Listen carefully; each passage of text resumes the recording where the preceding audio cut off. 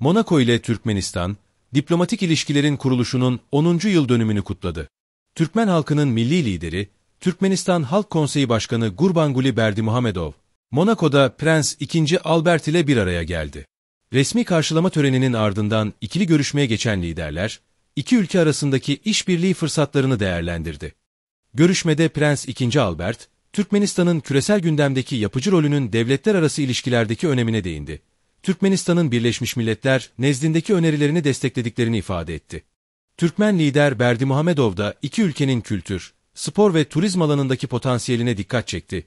Bu ziyaretle birlikte ikili ilişkilerin yeni bir aşamaya gireceğini kaydetti. Milli lider, ayrıca Türkmenistan'ın tarafsızlığının 30. yıl dönümünde Prens II. Albert'i Aşkabat'ta görmekten büyük mutluluk duyacağını ifade etti. Türkmenistan Halk Konseyi Başkanı Gurbanguly Berdimuhamedov, Monaco ziyareti kapsamında çeşitli firma yöneticileriyle de bir araya geldi. Yabancı şirketlerle karşılıklı yarar sağlayan işbirliğinin genişletilmesinin Türkmenistan'ın dış ekonomik stratejisinin ana yönlerinden biri olduğunu kaydetti.